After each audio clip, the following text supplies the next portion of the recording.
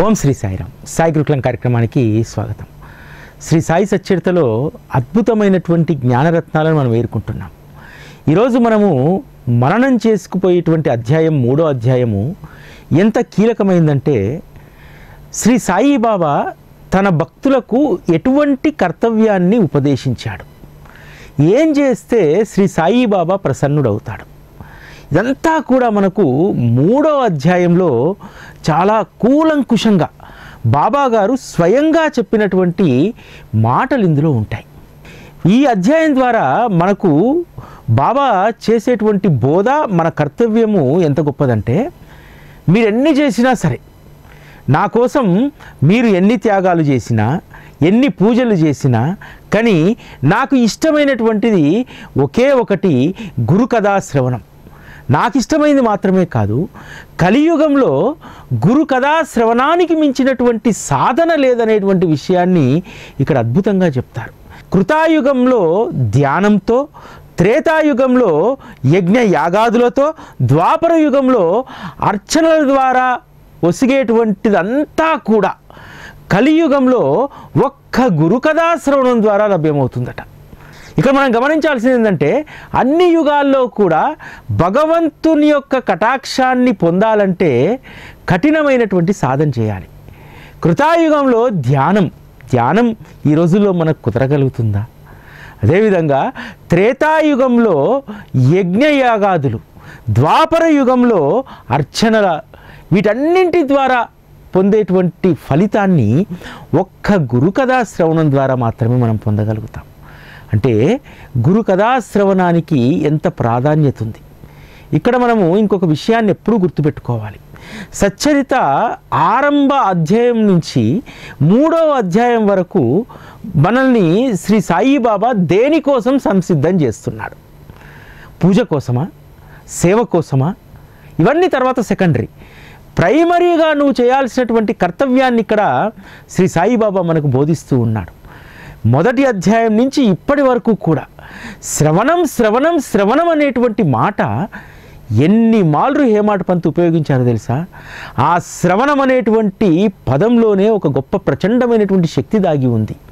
ఎవరికైతే శ్రవణం అనేటువంటి ఆ పదం చెవిలో పడుతుందో, ఆ శ్రవణం చేయాలనేటువంటి తలంపు మనసులో కలుగుతుందో, వారికి 100కి 100% సద్గురువు యొక్క కృపా కటాక్షాలు మెండుగా అందుతాయి. అంటే మనం పట్టుకోవాల్సినటువంటి కీలకమైనటువంటి అంశం శ్రీ సాయి సచ్చరితలో శ్రవణం. బాబా స్వయంగా చెప్తారు, నా కథలు రచిస్తే అజ్ఞాన దోషం తొలగిపోతుందంటారు. ఎవరైతే నా కథల్లో లీనమవుతారో వారిని అన్ని వైపులా నేను రక్షిస్తానంటారు. అంతేకాదు, వారి కథలను భక్తితో శ్రవణం చేస్తే ప్రపంచం పైన ధ్యాస మాయమవుతుంది. మనందరము ఎంతగానో ఇష్టపడేటువంటి ఒక అద్భుతమైనటువంటి మాట ఇక్కడ బాబా చెప్తారు. శ్రవణం అనే సాగరాన ప్రేమామృతాలనేటువంటి అలలు లేస్తాయి, అందులో మరలా మునకలు వేస్తే జ్ఞానరత్నాలు లభ్యమవుతాయి. మనం చాలాసార్లు సచ్చరిత పారాయణ చేస్తాం కదా, ఎన్ని జ్ఞానరత్నాలను మనం ఏరుకున్నాం? ఆ జ్ఞానరత్నాల యొక్క విలువను మనం తెలుసుకుంటున్నామా? జ్ఞానరత్నాలు ఏరుకోవడం ఒక ఎత్తు అయితే, ఆ జ్ఞానరత్నాల యొక్క విలువ ఎరిగి మనం నడుచుకోవడం అనేటువంటిది అత్యంత కీలకమైనటువంటిది. అందుకనే బాబా తన భక్తుడు ఎప్పుడూ కూడా శ్రవణం అనేటువంటి సాగరాన మరలా మునకలు వేయాలి. ఏముందిలే సచ్చరిత 53 అధ్యాయాలు, 100కు పైగా లీలలు, 8,000కు పైగా ఓవీలు, ఏముందిలే సచ్చరితలో? ఏముందిలే కాదు, ఏమి నేర్చుకోలేకపోయాను, ఏమి నేను దాన్ని పూర్తిగా సంపూర్ణంగా ఎందుకు నేను దాని పట్ల అవగాహన చేసుకోలేకపోతున్నాను? ఇంకా ఎన్ని మునకలు వేస్తే, ఎంత శ్రవణం అనేటువంటి సాగరాన్ని మనం ఎప్పుడూ కూడా అంటిపెట్టుకొని ఉంటే మన జీవితం ఎలా ధన్యమవుతుందనేటువంటి విషయాన్ని ఎప్పుడూ కూడా మనం గుర్తుపెట్టుకోవాలి. బాబా చెప్పినటువంటి ఆ ఒక్క మాటను పట్టుకొని హేమాడ్ పంత్కు ధైర్యం వస్తుంది. శ్రవణం అనేటువంటి సాగరాన ప్రేమామృతాలనేటువంటి అలలు లేస్తాయి. కాబట్టి సాయి కథను రచించడంలో నేను ఏ ప్రయాస పడాల్సినటువంటి అవసరం లేదు. భక్తుల మధుల్లో ప్రేమ తరంగాలు లేసే విధంగా బాబాయే వారి కథలు వారు రాయించుకుంటారు. కేవలం నేను నిమిత్తమాత్రుడిగా ఉంటే చాలు అనేటువంటి భరోసా కలుగుతుంది. అంతేకాదు వారి పాదాలకు ప్రణమిల్లి నమస్కరించిన తర్వాత నాకు ధైర్యం వచ్చింది. ఎటువంటి ధైర్యం నాకు కలిగిందంటే, వారు చెప్పినటువంటి వాక్కులు శుభకరమైనవని చెప్పి నేను భావించాను. నా కార్యం తప్పకుండా వారే సఫలీకృతం చేస్తారనేటువంటి ఆత్మస్థైర్యం నాకు కలిగింది. ఇది ఒక హేమాడ్ పంత్కే కాదు, ఎవరైతే సాయి కథా శ్రవణం అనేటువంటి దాంట్లో ఉంటారో వారి జీవితం అంతా కూడా ప్రేమ తరంగాలే, మరొక దానికి ఆస్కారం అనేటువంటిది ఉండదు. ఎందుకంటే శ్రీహరి భక్తుడి యొక్క ప్రేమ కోసం అర్రులు చేసుకొని కూర్చుంటాడట. అమాయకమైనటువంటి భక్తుడి ఆవాసమే తన నివాసమట. ఎక్కడైతే హరికథా శ్రవణం, హరికథా కీర్తనం జరుగుతుందో అక్కడ హరి కూడా అమాయకుడి వలె చేతులు కట్టుకొని నిల్చుండిపోతాడట. అంత ఇంపాక్టు గురు కథ పైన, హరికథ పైన అంతగా ఉంటుంది. అంటే గురు కథ యొక్క ప్రభావం ఎంతగా ఈ కలియుగంలో ఉందో మనకు 3వ అధ్యాయం తెలియజేస్తుంది. బాబా సచ్చరితకు అనుమతించిన తర్వాత తన కథ యొక్క, తన చరిత్ర యొక్క మహిమను ప్రాశస్త్యాన్ని వారి నోటికుండా చెప్తారు. తన కోసం తన భక్తుడు ఏం చేయాలి అంటే ఒక మాట చెప్తారు. తన కోసము ఎవరైతే తన నామాన్ని ప్రేమతో స్మరిస్తారో వారి యొక్క సకల కార్యాలను పూర్తి చేసి ప్రేమను పెంచుతాను అని అన్నారు. ఇది మనందరం కూడా బాగా గుర్తుపెట్టుకోవాల్సినటువంటిది. బాబాకు మనం ఏమిస్తే బాబాకు మనకేమిస్తారు. ఎందుకంటే మనిషిలో ప్రేమ పెరిగిందనుకోండి, భగవంతుని పట్ల భక్తి విశ్వాసాలు రెట్టింపు అవుతాయి. అందుకనే ప్రేమతో నా నామాన్ని స్మరించేటువంటి వారి సకల కార్యాలను పూర్తి చేసి వారి ప్రేమను హెచ్చిస్తాను అని అంటారు. ఎందుకంటే ఎప్పుడైతే మనము గురునామాన్ని మన ఉచ్ఛ్వాస నిశ్వాసల్లో ఉంచుకుంటాము, ఇక మనం చేపట్టేటువంటి కార్యాల గురించి మనము ఏమాత్రం కూడా బాధపడాల్సినటువంటి అవసరం లేదు, దానికోసం తపన పడాల్సినటువంటి అవసరం లేదు. మన కార్యాలన్నీ కూడా ఆయన్నే పూర్తి చేస్తారు. నా చరిత్రను, నా మహిమను గానం చేసేవారి ముందు వెనుక నలుదిక్కుల నేనే ఉంటాను. పూజ చేస్తే, అభిషేకం చేస్తే, ఇంకోటి చేస్తే బాబా మనతో ఉంటారా? 2 మార్గాలు బాబా చెప్పినటువంటి ఈ రెండింటినే బాబా ఇష్టపడతారు. ఆ రెండింటినే మొదటి నుంచి 10 సంవత్సరాల నుంచి సాయి టీవీ దానినే అంటిపెట్టుకునింది. ఒకటి గురు కథాశ్రవణం, గురు ప్రీత్యర్థం సేవ చేయడం. మనం మొన్న గురు పౌర్ణమి చేసినటువంటి సేవ నిజంగా షిరిడీలో ఉన్నటువంటి పుర ప్రముఖులను అబ్బరపరిచింది. ఇప్పటి వరకు మనము ఎక్కడా కూడా షిరిడీలో ఉన్నటువంటి ప్రముఖుల జోలికి మనం పోలేదు. కానీ ఈసారి మనం చేసేటువంటి సేవ వారి దృష్టిని ఆకర్షించింది. మనం ఎక్కడైనా సరే గ్రామాల్లో వెళ్ళి పనిచేసి వచ్చేటువంటి వాళ్ళం, కానీ ఈసారి చేసినటువంటి సేవ బాబా అనేక మందికి స్ఫూర్తినివ్వడానికి అక్కడ ఉన్నటువంటి అనేక మంది పుర ప్రముఖులను అందులో ఇన్వాల్వ్ చేయడం జరిగింది.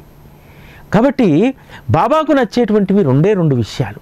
ఒకటి గురు కథాశ్రవణం, 2 గురు ప్రీత్యర్థం, గురువుకి ఇష్టమైనటువంటి పరోపకార సేవ. ఈ రెండింటినే బాబా చెప్పింది, ఇంకేమీ చెప్పలేదు. అందుకనే సాయి టీవీ ఈ 10 సంవత్సరాల మనుగడకు ప్రధానమైనటువంటి ఈ 2 పునాదులు.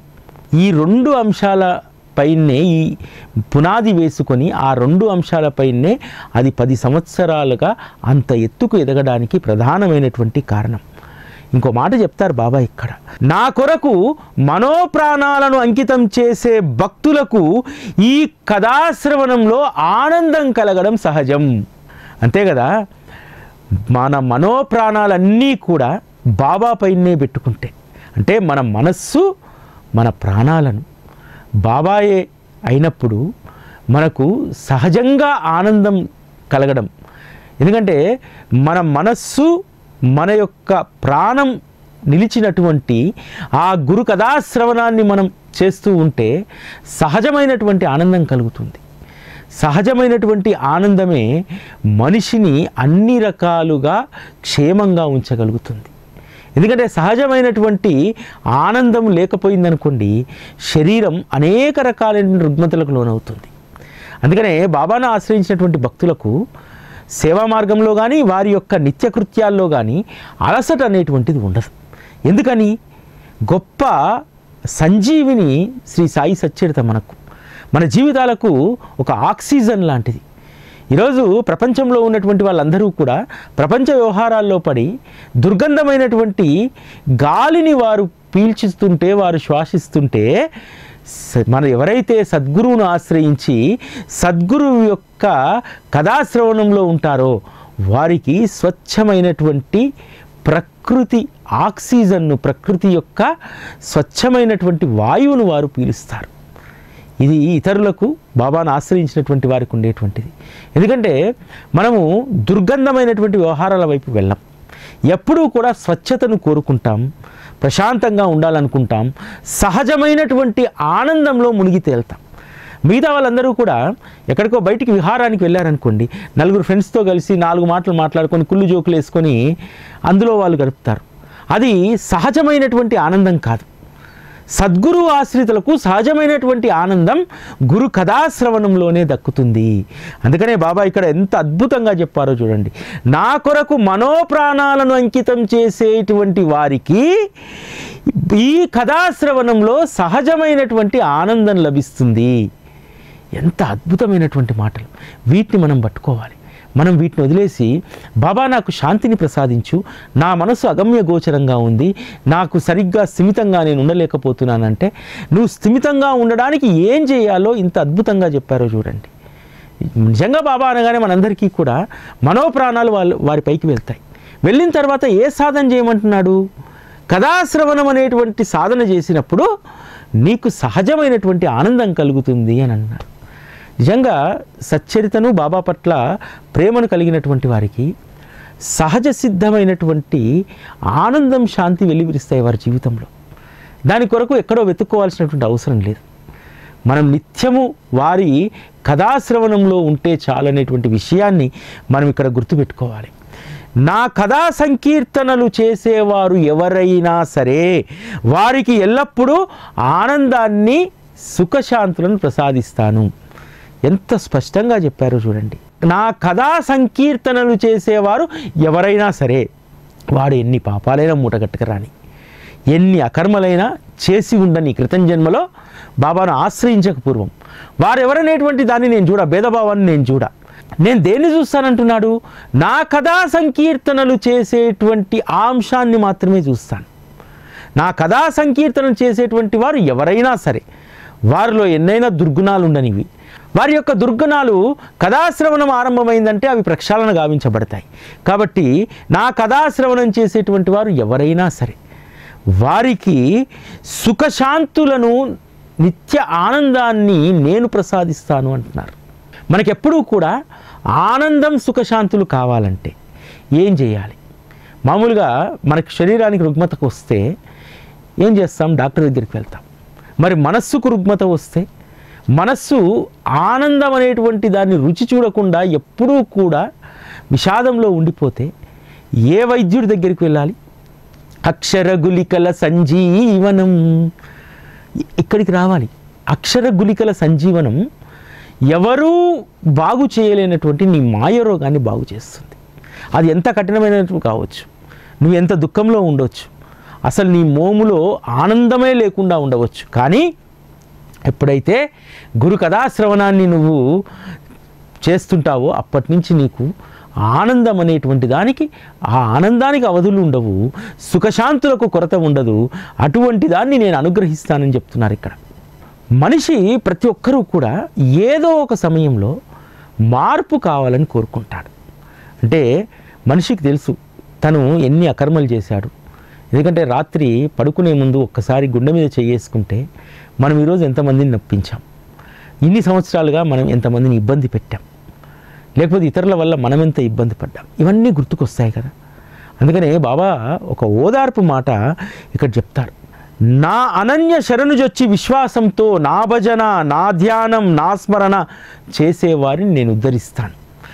అంటే నీలో ఎన్ని రకాల కల్మషాలున్నా, ఎంత అసూయ ఉన్నా వాటన్నింటినీ కేవలం నా భజన, నా ధ్యానం, నా స్మరణలో ఉండేటువంటి వారి అకర్మలను, వారికి ఉన్నటువంటి లోటుపాట్లను అన్నింటినీ కూడా సవరించి వేస్తాను. అందుకు కావలసినటువంటిది అనన్యంగా నన్ను శరణుజొచ్చడం, నా భజన, నా ధ్యానం, నా స్మరణ చేస్తే ఖచ్చితంగా నేను వారిని ఉద్ధరిస్తాను. ఇది నా ప్రతిజ్ఞ అని నమ్మండి అంటున్నాడు. బాబా ఏ విషయంలో కూడా ప్రతిజ్ఞ చేయలేదు.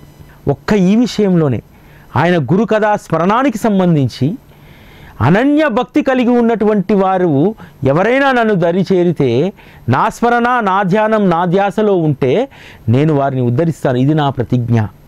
ఇంతకంటే హామీ ఎవరివ్వగలుగుతారు? మనిషిని ఉద్ధరించడం అనేటువంటిది, మనిషిలో ఉన్నటువంటి దుర్గుణాలు తొలగించడం అనేటువంటిది ఎవరి వల్ల అవుతుంది? ఒక సద్గురువు వల్ల మాత్రమే. అందుకనే బాబా నిక్కచ్చిగా ఇక్కడ ఇది నా ప్రతిజ్ఞ అని నమ్మండి అని అంటున్నారు. ఈరోజు మనిషి దేనికి భయపడతాడు? ఎవరికి భయపడ్డు మనిషి, ఒక్కరికి మాత్రం భయపడతారు, మృత్యువుకు. కాబట్టి నీకు భయభీతి ఉన్నటువంటి మృత్యువు, నా భక్తుణ్ణి మృత్యుముఖం నుంచి లాగుతానని అంటాడు. ఇంతకంటే భరోసా ఏముంది? సచ్చరిత లోపలికి వెళ్తే, లోపల అధ్యాయంలో చదివితే ఎంతమందిని బాబా మృత్యుముఖం నుంచి లాగాడు. బాగోజీ షిండేని లాగలేదా? బూటీని లాగలేదా? పాటిల్ని లాగలేదా? ఎంతమందిని? అంతేకాదు ఆ రోజు నుంచి ఈ రోజు వరకు మృత్యుముఖం వైపు వెళ్ళి మృత్యుముఖంలోకి తల వెంట్రుకలు పోయినటువంటి వారిని కూడా వెంట్రుక వ్రాసితో బయటికి లాగలేదా? ఈరోజు కోట్లాది మంది భక్తుల అనుభవం ఇది కాదా? సచ్చరితలో బాబా చేసినటువంటి ప్రతి ప్రతిజ్ఞ, ప్రతి ప్రమాణం మన జీవితంలో కనిపిస్తూ ఉంటుంది. ఈరోజు కలియుగంలో శ్రీ సాయి బాబా అనేటువంటి దైవం లేకపోతే చాలామంది భయంతో చనిపోయేటువంటి వారు. ఈ సంసార సాగరం ఎలా అని చెప్పి. ఎందుకంటే ఆయన ఆశ్రయించినటువంటి నిరుపేద కుటుంబం కూడా మహల్సాపతి నుంచి, ఆ మహల్సాపతి కుటుంబం నుంచి ఈ రోజు వరకు కూడా అనేక కుటుంబాలు ఒక పూట తింటూ 2 పూటలు పస్తులు ఉండేటువంటి బాబాను ఆశ్రయించిన కుటుంబాలు ఎన్ని ఉంటాయో తెలుసా? కొన్ని లక్షలు ఉంటాయి. అయినా సరే వారికి ఏమి ధైర్యం? ఒక్క పూట కూడా మాకు అన్నం దొరకడం అనేటువంటిది బాబా యొక్క కృప. కాబట్టి ఆ ఒక్క పూట దొరికినటువంటి ఆ అన్నమే మాకు 3 పూటలా కష్టపడేటువంటి శక్తిని ఇస్తుందని చెప్పి భరోసాతో ఈరోజు సాయిని ఆశ్రయించినటువంటి బిడ్డలు బ్రతుకుతున్నారంటే ఎంత విశ్వాసం ఉండాలి. నిజానికి చాలామందికి సచ్చరిత పట్ల అవగాహన లేకపోయినా సరే, ఒక సాధారణమైనటువంటి చదువుకొని నిరుపేద కుటుంబంలో ఉన్నటువంటి వాళ్ళు కూడా ఒక్క మాట, గుడిలో ఎక్కడో చెప్పినటువంటి ఒక్క మాట, నా భక్తుడి ఇంట్లో అన్నవస్త్రాలకు లోటు ఉండదనేటువంటి ఆ ఒక్క మాటను మనసులో పెట్టుకొని కడుపు మాడుతున్నా సరే ఎంతో ఆనందంగా జీవించేటువంటి వారు ఈరోజు ఎంతో తృప్తిగా జీవించేటువంటి వారు. ఈరోజు ప్రపంచంలో ఎవరయ్యా తృప్తిగా జీవిస్తున్నారంటే బాబా పట్ల విశ్వాసం కలిగి ఉండి ఒక పూట కడుపు కాలుతున్నా సరే, సరైనటువంటి సౌకర్యాలు లేక సాధారణ జీవితం గడుపుతున్నా సరే బాబా పాదాలను పట్టుకొని ఉంటారు చూసారా, వారు కదా అసలైనటువంటి తృప్తికరమైనటువంటి జీవితాన్ని గడుపుతున్నటువంటి వారు. కాబట్టి బాబా మార్గం అనేటువంటిది అది కేవలం భక్తికో యుక్తికో ఇంకో దానికోసమో కాదు. మన జీవితాలను భరోసాతోటి ముందుకు తీసుకెళ్ళడానికి తన భక్తులకు ఎంత గొప్ప భరోసాను బాబా సచ్చరిత ద్వారా ఇస్తున్నారు. దాన్ని పట్టుకోగలిగితే మన జీవితం ఎంత అద్భుతంగా ఉంటుంది. భక్తుల్ని బాబా ఎంత సులువుగా అనుగ్రహిస్తారు అనేటువంటి దాన్ని 3వ అధ్యాయంలో చెప్తారు. సాయి సాయి అనే స్మరణ కలియుగంలో సకల దోషాలను దహించి వేస్తుంది. సాయికి ఒక్క సాష్టాంగ నమస్కారం చేస్తే వాక్కుతో పలికినటువంటి పాపాలు, చెవులతో విన్న పాపాలన్నీ కూడా నశించిపోతాయి. సాయి సాయి అనేటువంటి స్మరణ ఈరోజు లౌకికంగా ఎవడు చెప్పండి తప్పులు చేయండి, నాతో సహా తప్పులు చేయండి, పొరపాటు చేయండి ఎవరుంటారు? మనిషి అనేటువంటి వాని యొక్క నైజం ఏంటంటే తప్పులు చేయడం, నోటితో మనం ఇతరులను నిందించడం, ఇతరుల గురించి మాట్లాడుతున్నప్పుడు మనం వినడం, ఇవి కూడా పాపకర్మలే కదా. అటువంటి వాటన్నింటినీ కూడా సాయి సాయి అనేటువంటి నామం, సాయికి ఒక సాష్టాంగ నమస్కారం, ఈ 2 చేస్తే వాక్కుతో పలికిన పాపాలు, చెవితో విన్నటువంటి పాపాలు రెండు కూడా తొలగిపోతాయి. అంటే సాయి సాయి అనేటువంటి నామంలో ఎంత ప్రచండమైనటువంటి శక్తి ఉందో చూడండి. బాబా భక్తులకు ఒకే ఒక ఉపాసన ఇచ్చాడు, అదే నామం. ఆ నామాన్ని అంటిపెట్టుకొని ఉంటే జీవితాలు ధన్యమవుతాయి. ఆ నామాన్ని ఒక్కదాన్ని మనం పట్టుకోగలిగితే మనం చేసేటువంటి అకర్మలన్నీ కూడా దహించకపోతాయి. ఇక్కడ చెప్పారు, సాయి సాయి అనేటువంటి నామస్మరణ సకల దోషాలను దహించి వేస్తుందట. దోషాలను తీసేస్తున్నటువంటి మాట వాళ్ళే. ఇక్కడ దోషాలను తొలగించడం అంటే ఇప్పుడు మురికి కాలువలో నీరు జామ్ అయితే కొంత తొలగిస్తే పోతుంది, కానీ పక్కన కొంత ఉంటుంది. కానీ ఇక్కడ సకల పాపాలు తొలగిపోతాయని లేదు, దహించిపోతాయి, ఇంకా కాలిపోతాయి, ఇంకా ఉండవు, అవశేషం అనేటువంటిది అక్కడ ఉండదు. కాబట్టి సాయి సాయి అనేటువంటి నామానికి అంత శక్తి ఇక్కడ దాగి ఉంది. శ్రీ సాయి సచ్చరిత రాయాలన్నప్పుడు అనేక రకాలైనటువంటి సంశయాలు అనేక సందర్భాల్లో హేమాడ్ పంత్కు ఉత్పన్నమయ్యాయి. అవి ఉత్పన్నమైనప్పుడల్లా కూడా బాబా అనేక రకాలైనటువంటి సమాధానాలు, అనేక రకాలైనటువంటి నిదర్శనాలు హేమాడ్ పంత్కు చూపెట్టారు. అందుకనే హేమాడ్ పంత్ ఒకటే అడుగుతారు, ఈ శరీరంలో శ్వాస ఉన్నంత వరకు మీ కార్యాన్ని సాధించుకోండి బాబా. ఈ శరీరం మీ కార్యం కోసమే అది ఉండాలి. ఎందుకనంటే నేను రచయితను కాదు, ఏ పుస్తకాన్ని రాసినటువంటి వాడిని కాదు. కానీ బాబా నాకు ఒక నమ్మకం ఉంది. ఎందుకంటే మురళి మరియు హార్మోనియానికి అవి ఎలా మోగాలనేటువంటి సమస్య వారిది కాదు. అవి మోగించేటువంటి వారి యొక్క నేర్పరితనం పైన అవి మోగుతూ ఉంటాయి. కాబట్టి బాబా శ్రీ సాయి సచ్చరిత ఎలా ఉండాలి, ఎలా రాయాలి, కథలను ఎలా సంగ్రహణం చేయాలనేటువంటిది నా పని కాదు. నేను హార్మోనియం లాంటి వాడిని, మురళి లాంటి వాడిని. కాబట్టి ఆ వాయించేటువంటి వారు ఎంత మధురంగా వాయిస్తే అవి అంత మధురంగా పలుకుతాయి. కాబట్టి నేను చేసేటువంటి ఈ కథారచన అనేటువంటిది మీరు ఎలా త్రిప్పి రాయించుకుంటే అలానే అది అంత మధురంగా ఉంటుంది. కాబట్టి బాబా వేణువంత మధురంగా, హార్మోనియం అంత శ్రావ్యంగా అది మోగాలి.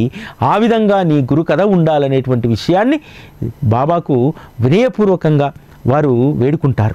బాబా యొక్క మధురమైనటువంటి లీలలను ఆస్వాదన చేసినటువంటి హేమాడ్ పంత్ ఒక మాట రాస్తారు ఇక్కడ, సాయినాథుని యొక్క మధురమైనటువంటి కథలు అమృతం సైతం సిగ్గుపడేలా దుస్తరమైన భవసాగర మార్గాన్ని అతి సులువుగా దాటిస్తాయి. అంటే అమృతం కంటే మధురమైనటువంటిది. అమృతం మహా అంటే ప్రాణాలు నిలబెడుతుంది. శ్రీ సాయి కథామృతము దుస్తరమైనటువంటి భవసాగరాన్ని దాటిస్తుంది. అంత శక్తి కలిగినటువంటిది సాయి కథామృతము. సాయి కథలు ధన్యం. ఇవి శ్రవణాల ద్వారా హృదయంలోకి ప్రవేశించి శరీర అభిమానాన్ని బయటికి నెట్టివేస్తాయి. సుఖ దుఃఖాలనేటువంటి ద్వంద్వాలు ఇక ఉండవు. ఎప్పుడైతే సాయి కథలు మన మనస్సులోకి చేరాయనుకోండి, మనలో ఉన్నటువంటి శరీర అభిమానాన్ని అవి తొలగించి వేస్తాయి. కాబట్టి ఇక్కడ సుఖము దుఃఖము అనేటువంటి ద్వంద్వమైనటువంటి అభిప్రాయాలు ఏమి ఉండవు. సుఖము దుఃఖము ఒకటిగానే మనం స్వీకరించేటువంటి స్థితిని సాయి కథామృతం మనకు బోధిస్తుంది. ఆ సాయి కథామృతం అంత శక్తిని ఇస్తుంది. సుఖాలను అనుభవించడం వేరు, దుఃఖాలను కూడా సుఖాలుగా అనుభవించేటువంటి స్థితి సాధారణమైనటువంటిది కాదు, మామూలుగా రాదది. ఎలా సంభవమైంది? ఎవరమైతే గురు కథాశ్రవణాన్ని హృదయంలోకి ఎక్కించుకున్నామో అటువంటి వారి యొక్క శరీర అభిమానం తొలగడం వల్ల సుఖదుఖాలనేటువంటి ద్వంద్వాలు లేకుండా చేసేసింది. ఈరోజు ఎవరైతే సచ్చరితను ప్రాణంగా భావిస్తారో వారికి శరీర అభిమానం ఉండదు. అంతేకాదు, వారికి దుఃఖం అంటే తెలియదు, కష్టం అంటే తెలియదు. మరి జీవితంలో కష్టాలు దుఃఖాలు రావా? వస్తాయి. వాటిని కూడా సుఖంగా ఎలా అనుభవించాలో ఒక్క సచ్చరిత మాత్రమే చెప్తుంది. అంత శక్తి సచ్చరితలో మాత్రమే ఉంది. ఈరోజు జీవుడికి అడ్డంకులు ఏంటి? మనం వేసుకున్నటువంటి ప్రపంచ బంధనాలు అనేటువంటి చిక్కుముళ్ళు. ఈ కథాశ్రవణంలో ఉన్నటువంటి వారికి ఆ చిక్కుముళ్ళు అనేటువంటివి చాలా అత్యంత సులభంగా విడిపోతాయి. ప్రపంచ బంధనాలు అనేటువంటి ముడులు విడిపోయిన తర్వాత ఖచ్చితంగా ఆత్మ సాక్షాత్కారం కలుగుతుంది. రమణ మహర్షి గారు చెప్పినట్టు నీవెవరు అనేటువంటి విషయాన్ని అవగతం చేసేటువంటిది సాయి కథ. ఎందుకంటే అప్పటి వరకు మనం ప్రపంచం కోసం బ్రతుకుతూ ఉంటాం, మన వాళ్ళ కోసం బ్రతుకుతూ ఉంటాం. మొదటగా నీ కోసం నువ్వు బ్రతుకు. నీ కోసం నువ్వు ఏం చేస్తే నీ జన్మ సార్థకతమవుతుందో తెలుసుకో. బాబాను ఆశ్రయించిన తర్వాత మన జన్మ సార్థకం ఎలా సాధ్యం? ఒక్క గురు కథను అంటిపెట్టుకొని ఉంటే చాలు, మన జీవితం ధన్యమవుతుంది. ఎందుకంటే హేమాడ్ పంత్ చెప్తారు, ఈ కథలను ఒకసారి పారాయణ చేసి సప్తాహ పారాయణలు ఏకాహ పారాయణలు కాదయ్యా, జీవితాంతం ఈ కథలను స్మరించుకోవాలి.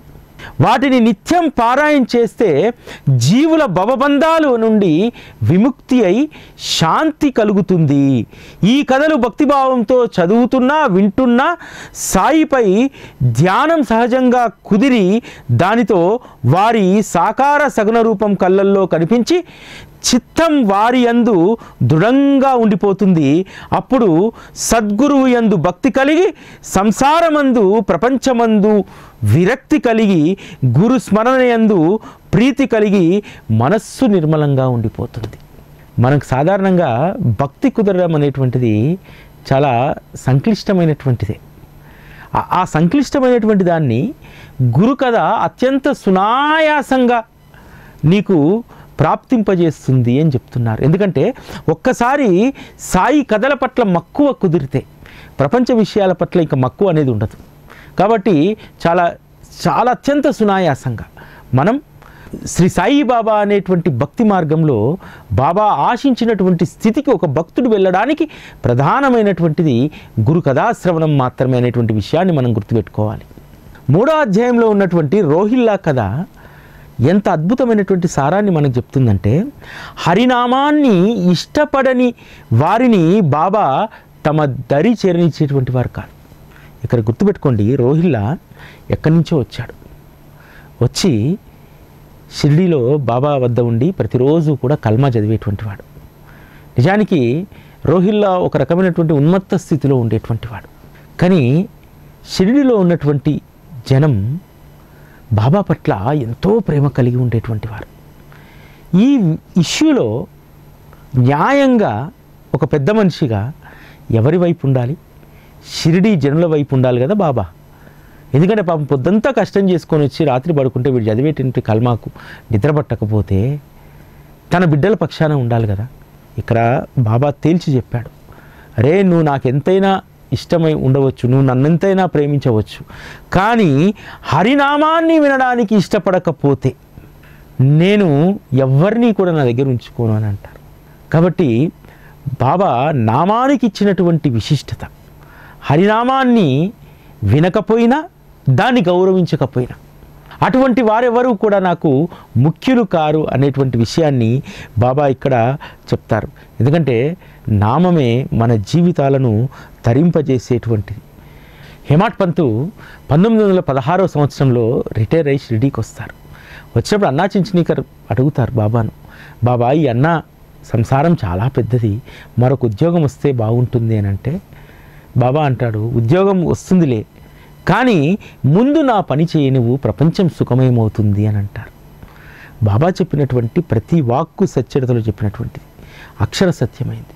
హేమాడ్ పంత్ అంత నిబద్ధతతో బాబా యొక్క కథలను ఏర్చి కూర్చి అందమైనటువంటి మాలగా తయారు చేయడం వల్ల ఈరోజు ప్రపంచం సుఖమయమైంది కదా. ఎందుకంటే హేమాడ్ పంత్కు మరొక ఉద్యోగం వచ్చి ఉంటే ఆ ఉద్యోగము ఇవాళ వచ్చేది రేపు పోయేది, కానీ శాశ్వతమైనటువంటి ఉద్యోగాన్ని హేమాడ్ పంత్కి ఇచ్చారు. శ్రీ సాయి సచ్చరిత 53 అధ్యాయాలతో ముగిసినటువంటిది కాదు.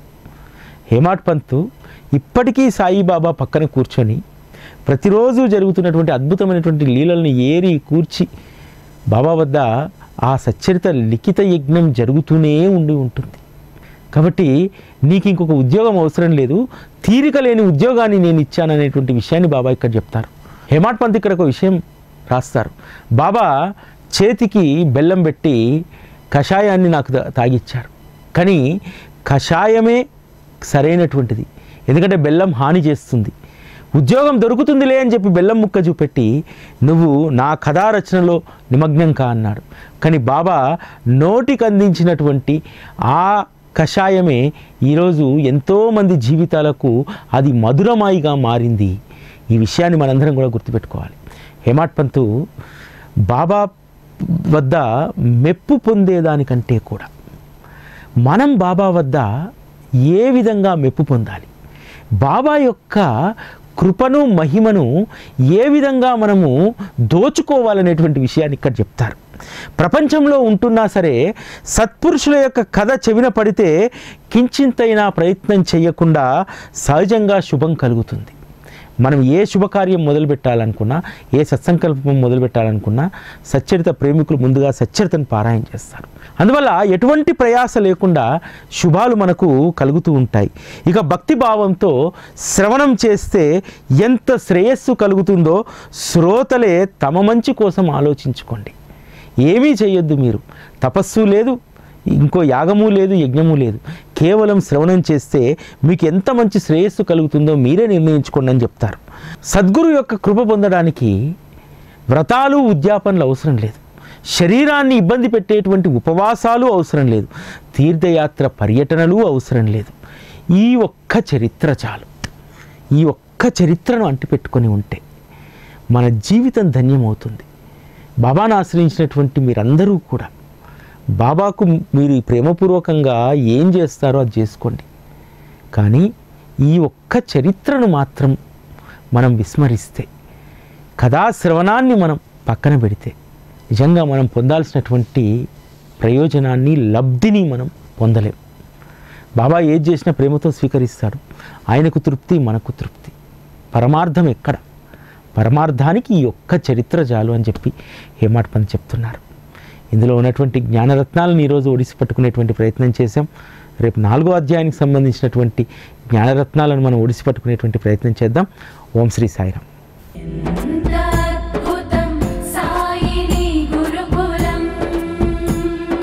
శిక్షణే తప్ప శిక్షలు లేని శరణాగతి సౌదం.